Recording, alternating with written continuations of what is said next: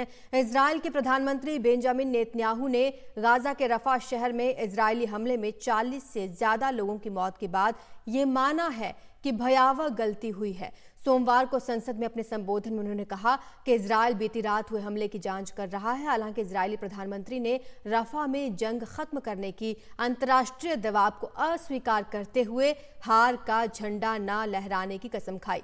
Netanyahu ने कहा, जो लोग कहते हैं कि वो थक चुके हैं, वो तैयार नहीं है या दबाव का सामना नहीं कर सकते, उन्हें हार का सफेद झंडा उठाना चाहिए।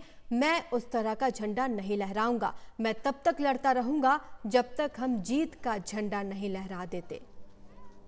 ज्यादा जानकारी के लिए हमारे सहयोगी उमाशंकर सिंह जुड़ चुके हैं। उमाशंकर, इजराइल की तरफ से हमला हुआ, 40 लोगों की मौत हो गई और इस पर भयावह गलती वाला बयान हैरान करने वाला है, ताकतवर नेता की छवि को देखते हुए।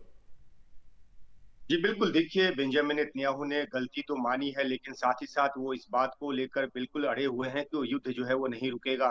सबसे बड़ी गलती तो ये है कि जिस जगह पर बमबारी की गई और जहां जो ये टेंट कैंप जहां जिसकी जद में आया और वहां पे आग लगी, और अब जानकारी के मुताबिक 45 लोगों की जो मौत है उसमें हो चुकी है, जिसमें 12 महिलाएं, 8 बच्चे समेत 45 लोग हैं।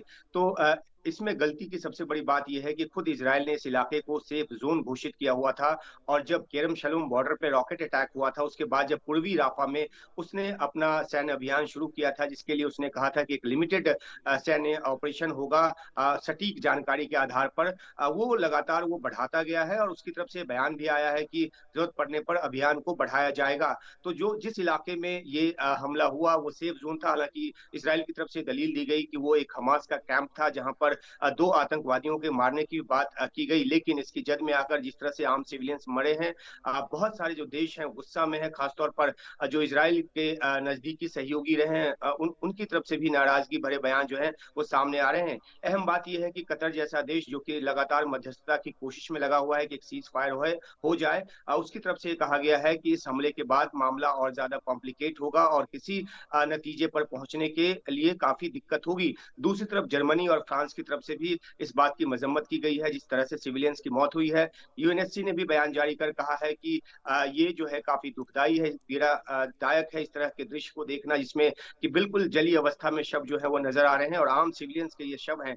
तो चारों तरफ इजराइल की किरकिरी हो रही है। इस बीच गलती तो बेंजामिन नेतन्याहू ने माना है, लेकिन वो युद्ध रोकने को तैयार नहीं, जिसकी मांग जो है लगातार अलग अलग देशों की तरफ से की जा रही है, ताकि जो सिविलियंस 36,000 के आसपास जो नागरिक हैं उनकी मौत हो चुकी है। हालांकि इसमें इजराइल का दावा है कि 14-15 हजार हमास के लड़ाके भी हैं जो जिसको उसने मार गिराया है। इजराइल का कहना है कि राफा जो है उसमें हमास का जो पूरा बटालियन है, करीब 5,000 से 7,000 जो हमास के लड़ाके हैं वो वहां से ऑपरेट कर रहे हैं। और 2 दिन पहले जब इजराइल पर रॉकेट से हमला हुआ, कई सारे रॉकेट दागे गए, रॉकेट जो है तेल अवीव की तरफ भी दागे गए, सेंट्रल इजराइल की तरफ दागे गए। तो उसके बाद जो है एक और आधार मिल गया है इजराइल को राफा में ऑपरेशन आगे बढ़ाने का, और इसी आधार पर जो है वो रविवार रात जो है ये बमबारी की गई। तो अब गलती मानना बेशक एक बात है, लेकिन युद्ध को रोकना और खासतौर पे इस तरीके से युद्ध को रोकना जिसमें कि आम सिविलियंस का नुकसान ना हो, ये एक बड़ी बात होगी। लेकिन उस तरफ इजराइल अभी तक ऐसा कुछ करता दिख नहीं रहा। बेंजामिन नेतन्याहू के बयान से साफ है। बिल्कुल, शुक्रिया आपका उमाशंकर इस तमाम जानकारी के लिए। तो इजरायल के प्रधानमंत्री बेंजामिन नेतन्याहू ने जो गाजा के रफा शहर पर हमला हुआ, हाल फिलहाल 40 लोगों की मौत हो गई, उसे भयावह गलती माना है। हालांकि ये भी कहा है कि हम हार नहीं मानेंगे, पीछे नहीं हटेंगे।